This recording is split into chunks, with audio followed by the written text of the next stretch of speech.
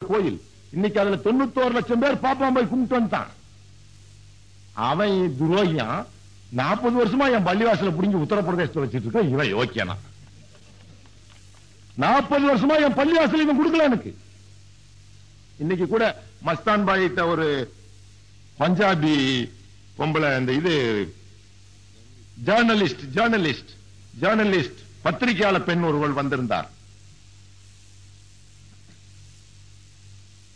அப்ப நான் கேட்டேன் அந்த அம்மாட்ட, உனக்கு தெரியுமா சீக்கியர்களுடைய குரு கோவிந்த் சிங்க கொன்னது அவுரங்கசீப் தான் உனக்கு தெரியுமா? தெரியும் சொல்றான். அதுதான் உனக்கு தெரியும். அது இல்லன்னு 76ல சீக்கியர்களை பிரகடனப்படுத்தினாங்களே அது தெரியுமான்னு தெரியாதுன்னா அதான் பாப்பானோட டாக்டி சொன்னாங்களா இல்லையா? அது ஏன் தெரியல உனக்கு? 10 வருஷமா அந்த சீக்கியர்களுடைய குருத்துவாரால பிரபந்த கமிட்டியில வச்சு முஸ்லிம்களுடைய மன்னன் அசீப் கொல்லவில்லை குரு கோவிந்த் சிங்கை என்று அவர்கள் அறிக்கை விட்டு 40 வருஷமாக பிடித்து வைத்திருந்த பள்ளிவாசலை திருப்பி கொடுத்தார்கள். இந்த செய்தி ஏன் உனக்கு கிடைக்கல? உன் பிள்ளைக்கு நீ பிளேன் ஏத்தி விடுற, அங்க உன் ஃப்ரெண்டு வீட்டுக்கு அனுப்பிச்சு விடுற விடுமுறைக்குன்னு வச்சுக்கோ. அந்த ஃப்ரெண்ட் அந்த ஊர்ல இல்லைன்னா உனக்கு தகவல் வந்த உடனே என்ன துடிச்சு உன் பையனுடைய பயணத்தை தடுப்ப நீ?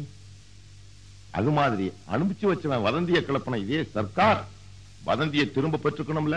கடல் சிக் ரிவ்யூ என்பதை எழுதினார்கள் 1972 சிக் ரிவ்யூ என்பதை 4 IAS ஆபீசர்கள் சீக்கியர்கள் புகுந்து சீக்கியர்களுக்கு ஒரு வரலாறு எழுத ஆரம்பித்தார்கள். அதற்கு முந்தி வரை நமக்கு சொல்லித் தரப்பட்டது என்ன? சீக்கியர்கள் கையில் உள்ள வளையம் துளுக்கணை தொலைக்கிற வரைக்கும் வளையத்தையும் மயிரையும் கழட்ட மாட்டேன்னு கையில வச்சுட்டு இருக்கான்னு சொல்லி தரப்பட்டது. அதன் பின்விளைவுதான் பாகிஸ்தான் பிரிந்த போது இந்தியா விட்டு ராணுவத்திலே சீக்கியர்களாக போட்டார்கள். அவனுக்கு மூளைச்சலவை செய்தார்கள். உங்க குரு கோவிந்த கொன்னவன் இவன் தான், குரு கோவிந்த கொன்னவன் இவன் தான். அப்படியா? உங்க மாறுதாலும் சர்தாசி துப்பாக்கி குடிச்சிட்டேன். முஸ்லிம்களை கொன்னா பஞ்சாப் கலவரத்திலும் சரி, பாகிஸ்தான் பிரிவினையிலும் போதும் சரி, என் பெண்களின் கருகுமணிகள் அருந்து அதன் மீது நடந்து கொண்டே சென்று காந்தி இந்த சுதந்திரத்தை வாங்கினார். இருட்டுல வாங்கினான், பகல்ல வாங்கியிருந்தா அப்படி விளங்கி இருக்க போறது இல்ல. எப்படியா வாங்கினான்? பாப்பான் தொட்டு பகலா இருந்தா ராவா இருந்தா தொட்டவன் கை அவ்வளவுதான். ஊர்காக்குள்ள போட்டா அந்த மனுஷன் கை ஊர்காக்குள்ள போட்டா எப்படி ஆயிடும்? உடனே கட்டு போயிரு. அது மாதிரி இந்த பாப்பான் சரி எப்படியா இருக்கட்டும், விடியும் ஒரு காலம் விடியும். சீக்கியங்களை நோக்கி துப்பாக்கி பிடிச்சிட்டே இருந்தான். 4 IAS ஆபீசர் வந்து சிக் ரிவ்யூன்னு எழுத போனான். போய் பார்த்துட்டே இருக்கும்போது பார்த்தா 1574 ஏப்ரல் மாசத்திலிருந்து ஜனவரி மாசத்திலிருந்து அடுத்த வருஷம் பிப்ரவரி மாசம் முடிய 13 மாதங்கள் அவுரங்கசீப் டெல்லியில் இல்லை, பிஷாவரில் போர்க்களத்தில் இருந்தான். அப்ப அந்த சமயத்தில் தானே நம்ம குருவை கொண்டது. நான் யார ஆபீசர் பார்த்தா ஒரு பாப்பா பிடிச்சான் துப்பாக்கிய திருப்பி. இப்ப கத்துறான், 5 பாப்பாவை தாண்டி அடிச்சு தொங்க விடுறான். அவன் எங்கேயாவது ஒரு தலித்தை கொண்டிருக்கானா? ஒரு முஸ்லீமை கொண்டிருக்கானா? சொல்லு. சீக்கிய எங்கேயாவது முஸ்லீமை கொண்டானா? இல்ல. அடப்பாவி, இவ்வளவு தூரம் ட்விஸ்ட் பண்ணிட்டு திருப்பி பிடிச்சா இந்திரா காந்தி வீட்டுக்குள்ளேயே சடன்னு பிடிச்சான் துப்பாக்கிய. பாத்தியா? கொஞ்சம் சக்கரை எடுத்து உனக்கே பாத்தியா போய் விட்டான். அது மாதிரி தான் நம்ம வன்னிய மக்கள் யார் யார் வீரமா இருக்காங்களோ அவங்கள புடிச்சு பாபா நம்மளை பத்தி போட்டான். இதை நான் போட்டது இல்லடா, உன் சகோதரனே போட்ட நோட்டீஸ். இது எங்க அரசாங்கம் படிச்சுச்சா? ஏன் என் பேர்ல ஆக்ஷன் எடுக்கல? சொல்லு. என்ன பின்னாடி தூக்கிட்டு நிக்கிறியா துப்பாக்கிய? உன் பெண்கள் பொம்பளைங்க துப்பாக்கி எடுத்துட்டு ட்ரைனிங் எடுக்கிறா தினம். யார கொல்றதுக்கு? ஏன் பொம்பளைங்க கருகுமணியா இருக்கிறதுக்கு? நான் விட்டுருவேன் நினைச்சேன்? சொல்லு. முடிஞ்சா தடுத்து பார், இல்லைன்னா மவுண்ட் ரோட்ல பயிற்சி எடுக்கப்பட்ட எங்களுடைய ஆண்கள் செல்வார்கள் என்பது தெரிஞ்சு. இதை விட நவீன துப்பாக்கி அன்புக்கு சொல்லுவோம், கேட்டா கேளுங்கடாமா. அப்புறம் நாங்க வழக்கம் போல ரிவிட் அடிக்கிற முடிவுக்கு வந்துருவோம். அதுக்கெல்லாம் அஞ்சிய மக்கள் அல்ல நாங்க. ஏனென்றால் ஒரு மக்களின் உரிமை போராட்டத்தின் போது சில விலைகளை கொடுக்கத்தான் வேண்டும். அந்த விளைவின் முடிவிடம் என் உயிர் என்றால் போகட்டும் அந்த உயிர், நீ பிழைத்து போ. எனக்கு அதை பற்றி கவலைப்படுவோம் அல்ல. என்ன தூக்கி அடங்கம் பண்ணிடுவான். என் கபர்ல 4 பேர் பாத்தியா ரெடியா நிப்பான். முடிஞ்சா உண்டியிலும் போட்டு வசூல் பண்ணிடுவான். நம்ம அது இஸ்லாம் ஏற்றுக்கொள்வதில்லை. செய்யறீங்க சரி, அது உங்க பெரிய நான் அதுல தலையில நாசமா போங்க. மௌத்தா போனவங்க அவுலியாக்களை நீங்க மரியாதை செய்யுங்க. அதுக்காக போய் அது ஒரு வணக்க ஸ்தலமா எடுத்துக்கிட்டு படைப்புகளையே வணங்கக்கூடாது. Worship not the creations, worship the creator. I say everything God, you say everything gods. ஒரு அப்பாஸ்ட்ரோபி அது ரூம்ல வச்சு தீர்த்துக்கலாம். இது உரிமைக்கு ஏற்பட்ட பிரச்சனை. இது உரிமைக்கு ஏற்பட்ட பிரச்சனை. இதுல நம்ம பார்த்தா தமிழனை எதுக்க தமிழனை ஒரு மரத்தை வெட்டணும்னா நேரம் என்ன பண்ணுவான், போனோம்னா ஒரு கிளைய முறிப்பான்.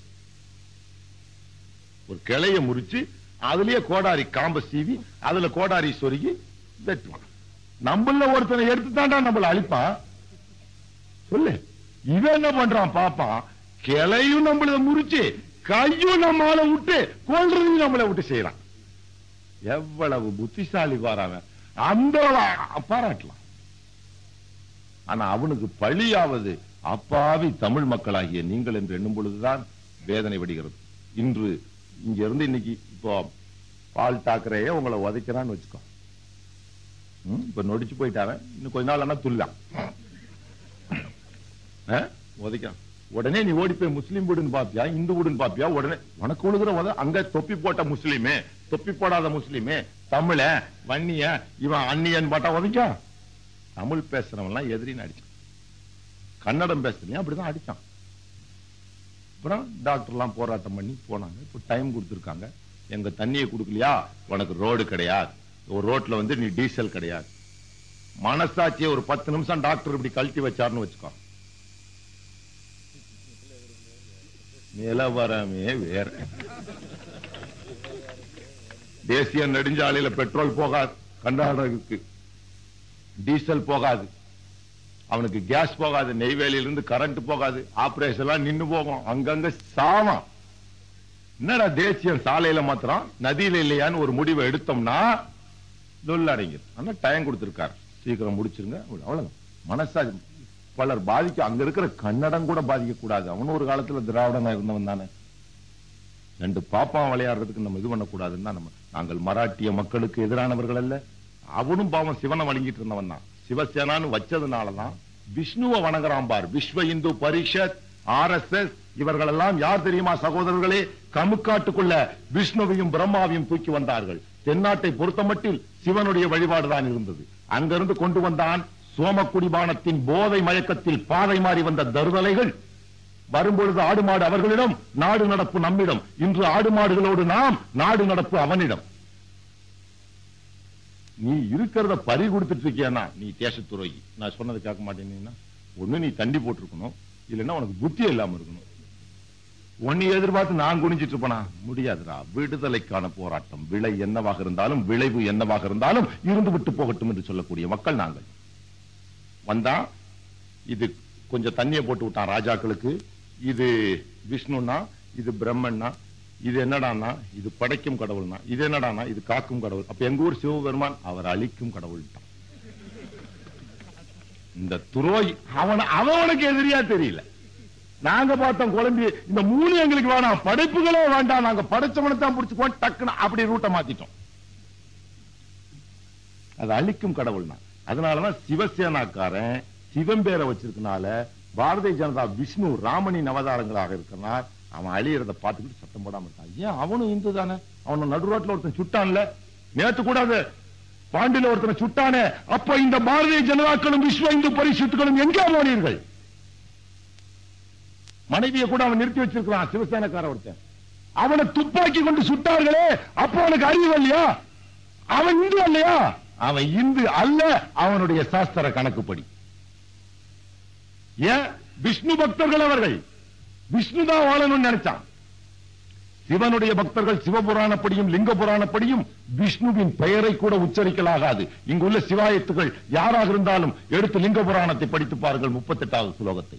விஷ்ணுவின் பெயரை உச்சரித்தாலே அவனுக்கு சிவலோக பதவி கிடைக்காது. சிவன் உக்கிர கடவுள், இவனுக்கு யமலோகம் தான் கிடைக்கும். அதனால்தான் விஸ்வநாத் பிரதாப் சிங் என்ற சிவ பக்தர் மற்றும் கமலபதி திருவாதி, EMS நம்பூதிரி போன்றவர்கள் சிவனின் மீது உள்ள அன்பினால் சிறுபான்மையின் உயிரை காப்பாற்றுவோம்.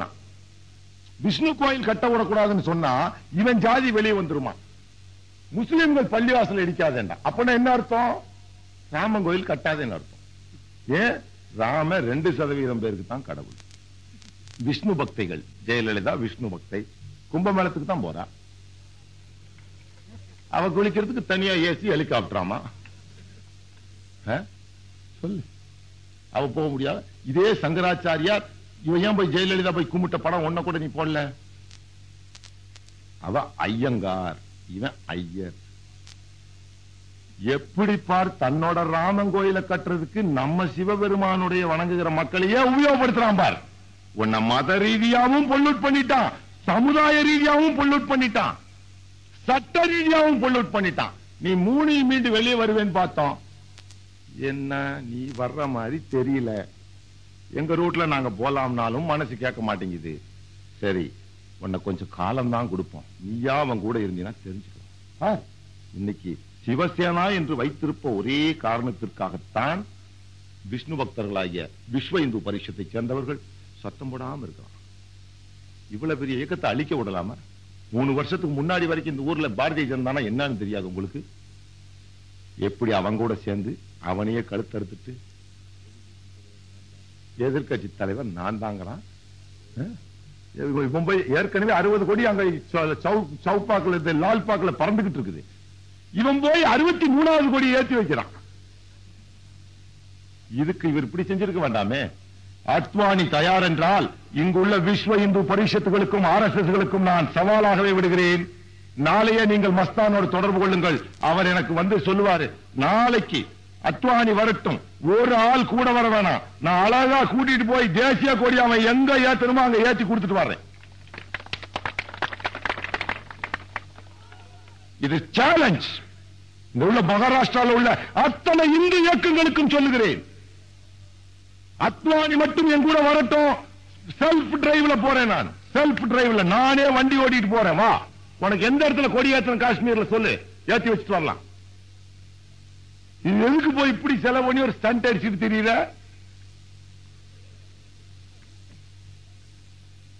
சொல்லு, காஷ்மீரோட எந்த பகுதியில் கொடி வேணும் சொல்லு. வா, நம்ம 2 பேரும் ஏத்திட்டு 2 பேரும் தோல்ல கை போட்டு ஜாலியா பை வாக்கிங் வெல்கம் சொல்லு. எந்த 1 மாசம் டைம். அவன் இந்த இந்திய தேசத்துக்கு எதிரானவன் அல்ல. அவன் காஷ்மீர் இந்தியாவுக்கா சொந்தம்? சொந்தமா சொல்லு. சும்மா புருடா விட்டுக்கிட்டு. சகோதரர்களே, அவன் ஈர பேனாக்கி பேன பெருமாளாக்குவான். அவனை நம்பி நீ ஏமாந்துடா. நீ எதையோ வணங்கிட்டு போவாது, அதனால எனக்கு லாபம் இல்லை. என்ன, நான் பெற்ற இன்பம் நீ பெற வேண்டும் என்று கருதுவது என்னுடைய பெருந்தன்மை. ஆனாலும் நான் நல்ல இடத்திலே சகோதரனாக வாழ்ந்து கொண்டிருக்கும் பொழுது நீ இன்னொருவன் கையிலே இயக்க ரீதியாக இருந்து இயந்திரமாக இயங்கிக் கொண்டிருக்கிறாய். எனக்கு தெரியும் உன் விதியின் முடிவு எது என்று. அதனால் தான் கண்ணீர் விட்டு காத்துக் கொண்டிருக்கிறேனே ஒழிய நீ எனக்கு ஒரு எதிரியே அல்ல. Matter of 2 minutes. ஆனா உனக்கு விடிவு காண வேண்டும், நீ தெளிவு பெற வேண்டும். நீயும் நானும் ஒன்றாக இருந்து நம்மளோட எதிரி அடிக்கணும். நீயும் நானும் குத்தி நம்ம 2 பேரும் செத்து போய் நம்ம எதிரி வாழக்கூடாது. ஏன் பொம்பளை பார், ஆரிய ராமனுக்கும் ஆப்கானிஸ்தான் பாபருக்கும் இந்திய பெண்களின் தாலிகள் ஏன் அறுபட வேண்டும் என்று கேட்கிறேன். சொல்லு. ஆப்கானிஸ்தானிலிருந்து வந்த பாபருக்கும் முகலாய சாம்ராஜ்யத்திலிருந்து வந்த பாபருக்கும் ஆரியனா ராமனுக்காக இந்திய பெண் மக்களின் தாலிகள் ஏன் அருக வேண்டும்? அவனுடைய காரியத்தை அவன் சாதிக்கணும்னு பாக்குறான்.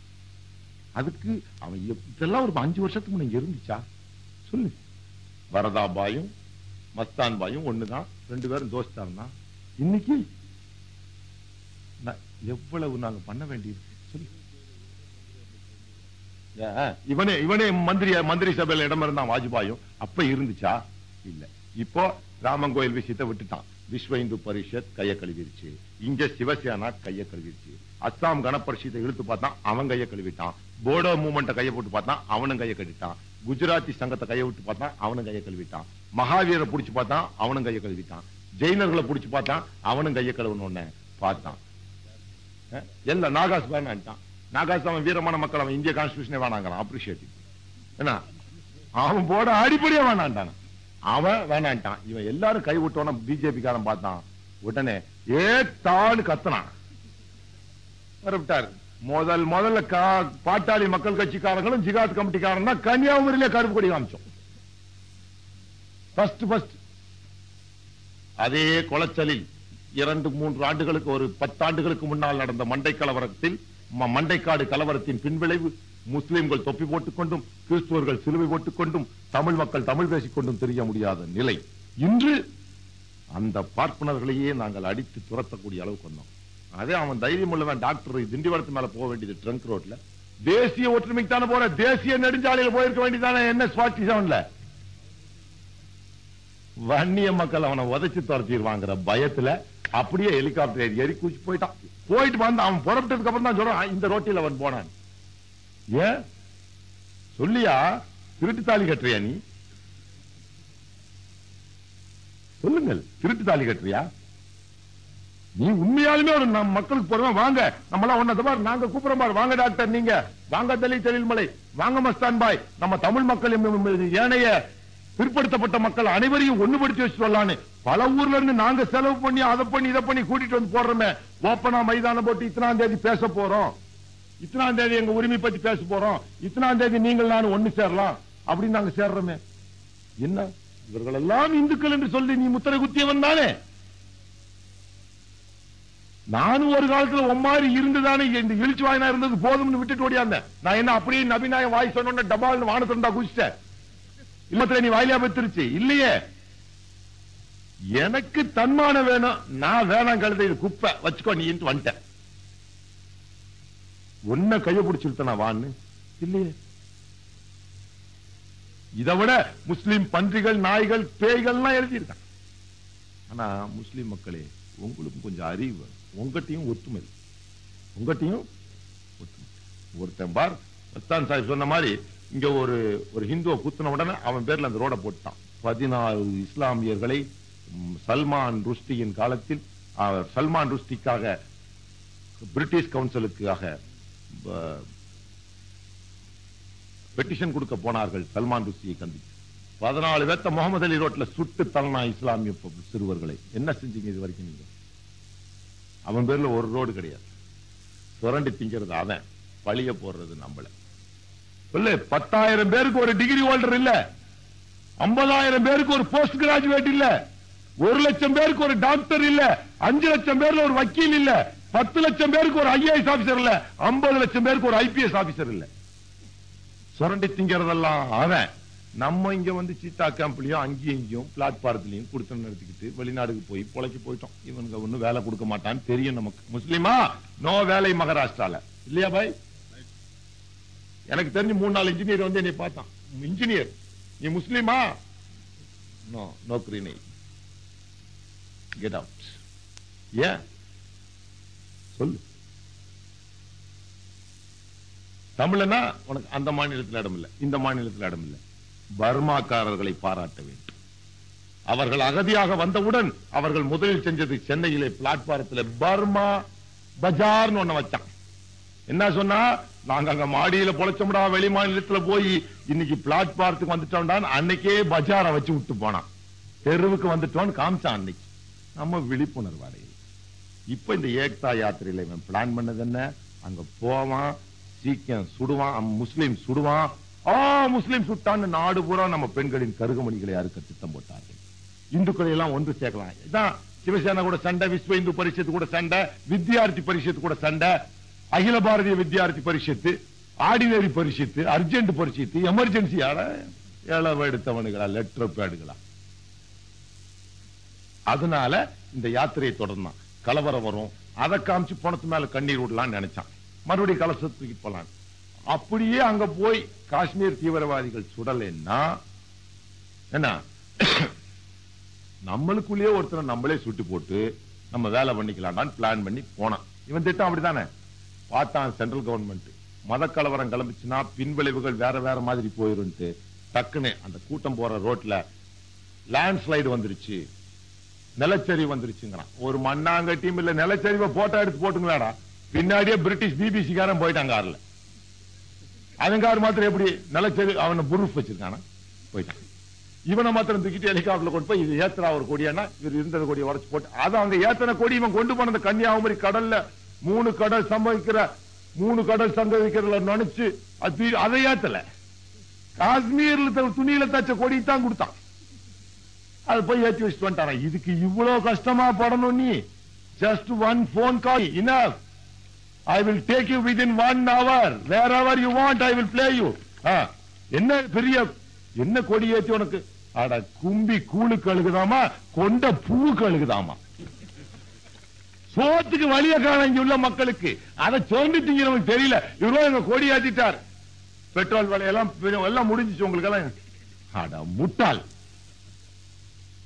அவன் பொறுத்தாலே ஒரு 10 பேர் மானம் கட்டு போய் நம்மால் இருக்கான் பார். எந்த அரசியல் கட்சியிலே இருந்துட்டு போ, உன்னை எவன் சுரண்டி திங்கிறானோ அவனுக்கே நீ விருந்தாகிறியே. அதான் வருத்தப்படுற ஒழிய எங்களுக்கு ஒண்ணு இந்த விழாவை நாங்க இங்க நடத்தலைன்னா பள்ளிவாசல நடத்திட்டு போனேன். எவன்டா அங்க வந்து வாழாட்டிடுவேன்? என் பொம்பளைகளுக்கு அறிவு சொல்லணும்னா 1000 கேசட். இந்த மேடம் வர வேண்டிய அவசியம் இல்ல. இவ்வளவு லட்சங்களை நாங்க செலவு பண்ண வேண்டிய அவசியமும் அல்ல. நீயும் நானும் ஒன்னாகி நம்மளுடைய பொது எதிரியாக இருக்கின்ற பார்ப்பன துரோகிகளை அடையாளம் காட்ட வேண்டும். நம்மளை சுரண்டி திங்க எல்லா அரசியல் கட்சியும் வருவான். நம்மளுடைய இனவெறியாக எதிரியாக இருக்கின்ற யூதர்கள் கூட இன்று தூதராலயம் நடத்துகிறதுக்கு ஒப்பந்தம் போட்டான். இதுவரை யூதர்களோடு இங்க உறவு கிடையாது. ஏன்னா வந்த உடனே அவன் முதல்ல முஸ்லீம் அடிக்க இந்து முன்னணியா RSS தான் பணத்தை கொடுப்பான். எங்கெல்லாம் யூதர்களை அனுமதித்தானோ அந்த இடத்திலெல்லாம் இனக்கலவரம் நிறத்தாலோ அல்லது வேறு ரூபத்தாலோ, ரஷ்யால எப்படி வந்துச்சு அது மாதிரி லிங்குஸ்டிக் ஆர் எத்னிக்கல் பல வகையான பிளவுகள் ஏற்பட்டு யூதர்களுடைய ஆட்சி நடைபெறும். அதனால்தான் யூத கான்சுலேட் வேணா, என் சமுதாயத்த மக்களை நான் கொள்ள வேண்டி போயிரும், ஏன் இன மக்களையே நான் கொள்ள வேண்டியதா போயிரும். இது வேண்டான்னு சொல்லிட்டு நாங்க சொன்னோம். அப்போ நரசிம்மராவ் பார்ப்பன துரோகி அவன் போய் கையெழுத்து போட்டு வர்றான். இனிமேல் நாங்கள் இஸ்ரேலோடு ராஜரீக உறவு வச்சிருவியா நீ? கொப்ப விட்டு நாடா? அட வந்தேறி, இது என் தாய் நாடு, இது என் தாய் மக்கள். இவர்களை நாங்களே கொள்ள இன்னொரு எதிரி நீ இங்க போட் பண்ணாத. டாக்டர் சொன்னார் நாங்க அதை எதிர்த்து போராடுறோம். முதல் அரசியல் கட்சி பாட்டாளி மக்கள் கட்சி தான் யூதர்கள் இங்கு கான்சுலேட் வைப்பதற்கு எதிர்ப்பு தெரிவித்தது. அப்படி வந்துச்சுன்னா எந்த அரசாங்க பஸ்ஸும் இந்தியாவில ஓடாது தெரிஞ்சுக்கோ. கேரளால முதல்ல நாங்க ஒரு 100 கொளுத்தி விடுறோம், தமிழ்நாட்டில் கொளுத்தி விடுறோம் ரயில, அப்புறம் அடுத்து கர்நாடகத்தில் இங்க கொளுத்தி விடுறோம், இங்க இதுல மகாராஷ்டிரால பண்ணி விடுறோம், அப்புறம் ஊர் பூரா முடிச்சுக்கோ, அப்புறம் உலகம் பூரா பிரச்சனை வந்து.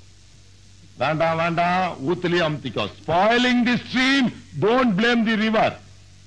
Spoiling the stream, don't blame the river. We never allowed our co-brethren to suffer either by an oppressor or by an aggressor or by ourselves. We want to live a peaceful life in a short span of time. எங்களுக்கு ஒரு அமைதியான வாழ்வு வேண்டும். அதற்கு ஊறு விளைவிக்கின்றவர்கள் யாராக இருந்தாலும், ஏன் என்னுடைய முஸ்லிம் மக்களாகவே இருந்தாலும் அந்த முஸ்லிம்களுக்கு நாங்கள் எதிரிகள் தான். நாங்கள் யாருடைய வீணாவோட விளையாடுவோமா? சொல்லப்பா, எப்படி அதை சொல்ல? என்ன முட்டா பயலா இருக்கிறான்? எதுக்கு உன்னோட உரிமையை உன்னை நான் புண்படுத்திட்டு போறேன்? இவ்வளவு 1000 மைல் என் மக்களுக்கு நான் புத்தி சொல்லணும்னா சீதாகாமில் உள்ள பள்ளியாசில உட்கார்ந்து எத்தனையோ 1000 பேர் தினம் ஒரு மணி நேரத்துக்கு 1000 பேரை உள்ள விட்டு நான் சொல்லிட்டு போலாமே. நீயும் நானும் தீவா திரிஞ்சு கிடக்கிறோம். நம்ம திரிஞ்சு கிடக்க எவனோ நம்மளை சுரண்டி தின்னுட்டு இருக்கிறான். காலம் சுதந்திரம் வாங்கி 50 வருஷம் ஆச்சு. இன்னும் பார், இதே சீதா கேப்ப காமிச்சு உலக வங்கியில கடன் வாங்கினா ஹவுசிங் டெவலப்மெண்ட் ஸ்கீமுக்கு 10 வருஷத்துக்கு முன்ன அக்கு பகுதியை காமிச்சா, இப்ப தெற்கு பகுதியை காமிச்சிருக்கான். இந்த சேரி அப்படியே வச்சிருப்பான். ஆசியாவிலே பெரிய சேரி இதுதான், பிக்கஸ்ட் கேம்ப். ஏன்? இதுதான் அவனுக்கு பணம் தருது. பாப்பனுக்கு இதுதான் பணம் தருது.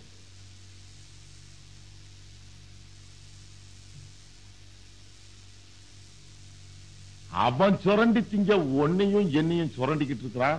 அவன் நம்ம ஒன்னா சேர்ந்து நம்ம சுரண்டி திங்க வேணாம், நமக்கு நியாயமா கிடைக்க வேண்டிய ஜீவாதார உரிமைகள் கிடைக்கட்டும் சொல்லி நம்ம ஒன்னா சேரலாம். வாங்க பிரதர், நம்ம ஒன்னா சேர்றதுக்கு வன்னிய மக்கள், தலித் மக்கள், ஏனைய பிற்படுத்தப்பட்ட மக்கள் எல்லாத்தையும் ஒன்னா சேர்ந்து வந்தா கத்துறான், துள்றான், துடிக்கிறான். போன வருஷம் நீ வந்து துள்ளலையே, துடிக்கலையே. டாக்டர் உடனே அதே டாக்டிஸ் விட்டு நீங்கள் இந்துதானே அப்படிங்கிறான். அவர் நான் இல்ல பண்ணிட்டார். இவன் சந்தை தெரியுமே எங்களுக்கு. அதனாலதான் டாக்டர் நாங்களும் ஒப்பந்தம் போடும்போது சொல்லிட்டான், டாக்டர் எது சொல்றாரோ அதை அப்படியே ஜிகாத் கமிட்டிக்கு பொருந்துட்டோம். இப்பெல்லாம் அங்க தெற்கு பகுதியில் கூட நம்ம வயக்கு தான் மாவட்ட செயலாளர் வட்ட செயலாளர். முந்தியெல்லாம் டிஎம்கே தூக்கி வச்சு ஆனா அம்போன்னு விட்டான் நடு ரோட்ல. இந்த பொம்பளை வந்தா, ஏப்பா உன்னை அடமான வச்சு போறது எனக்கு ரொம்ப சுலபம் இல்லையா, எனக்கு தெரியாத ஜெயலலிதாவா, உன்னை வித்துட்டு நான் போலாம், நீ நல்லா இருக்கணுங்கிறதுக்காகத்தானே நான் அவரோட சேர்ந்துட்டு இருக்கிறேன்.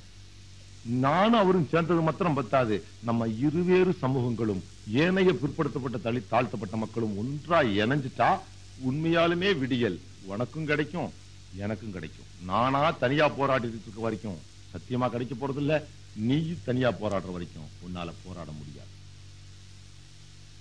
எனக்கு இந்த நாடு இல்லைன்னா இன்னொரு நாடு, ஆனா நீ இந்த மண்ணிலேயே வாழ வேண்டும். எல்லாரும் எல்லா மண்ணிலும் போய் வாழ்ந்து விட முடியாது. என்ன தெரிந்தாலும் நம்ம பிற மாநிலத்துக்கு வந்தாலே அந்நியப்பட்டு போகிறது இல்லையா. மதராசி மதராசி. ஓ ஆம் तो हिंदू है, आओ भाई भाई சொல்லுவானாடா முண்டா, சொல்லுவானா हम सभी हिंदू है आओ சொல்லுவானா, சொல்லுவான். அவனுக்கு சுருட்ட நேரம் வரும்போது ஏ மராட்டா கா மண் है, ஏ மராட்டா है, இன்னொரு பக்கம் போய் ஏ குஜராத்தி है. அப்புறம் நீயே தமிழ்நாட்டு தான் வாங்க இல்லையா, அங்க ஐயங்காரில் உட்காந்துருக்கான். அங்க நம்ம போய் ஊர் தேடி போறதுக்குள்ள ஏ குஜராத்தி அங்கேயும் உட்கார்ந்து இருப்பான் மார்வாடி. நம்ம உள்ள போய் அரசனை நம்பி புருஷனை கைவிட்டுறாதீர்கள் சகோதரர்களே. எனக்கு யாரு உருது பேசுற முஸ்லீம், இவன் குஜராத்தி முஸ்லீம், அவன் தமிழ் புரியுதே என்னமோ நான் பேசுறதுலாம் ஒரு முட்டைக்கணை போட்டு பாத்துக்கிட்டு இருக்கான். இருந்தாலும் அவன் என்ன நினைப்பான், நம்ம உரிமைக்கு தான் ஏதோ செய்வாரு. ஓ அப்ப அவனுக்கு என்ன பாருங்க, இதே தமிழ் கூட்டத்தில் ஒரு மராட்டி வந்து நின்றுவானா, உன்னை இந்துன்னு ஒத்துக்கிற எந்த பார்ப்பானாலும் வந்து நிப்பானா. ஆனா நீ எங்க வேணாலும் கூப்பிடு, நான் வர்றேன் உனக்கு. வன்னியர்கள் கூட்டமாகட்டும் அந்நியர்கள் கூட்டமாகட்டும் நாங்கள் செல்ல தயார். அவன் குஜராத்தி, அவன் என் கூட்டத்துக்கு வந்துப்பான், சொல்லுவான் வாங்க ஆபாவா செல் ஜாயிங்க அப்படிங்கிறான், என்னன்னா சொல்றான். அவனுக்கு தெரியுது நான் நல்லதுதான் சொல்வேன். ஏன் எங்களுக்குள் ஒரு நேச மனப்பான்மை. நானும் ஒரு சகோதரன், நாங்க ரெண்டு பேரும் ஒரே பிளேட்ல தான் சோறு தின்னோம். எந்த ஒரு தலித்தோ எனக்கு தெரியாது. நானும் ஒண்ணு ராயல் ஃபேமிலியில இருந்து வந்தல்லையே, நானும் ஒரு தலித் மகன் தானே, என்ன இருக்கு. நாங்க இதை சொல்றதால சிறைக்குத்தான் போவோம்னா உன் அத்துணை சிறைகளையும் திறந்து வை. ஆயுள் பூராம் சிலுவைகளை சுமந்து கூட நான் சித்திரவதை பட தயார். ஆனால் சிறுமைப்பட மட்டும் எங்களால் முடியாது முடியாது.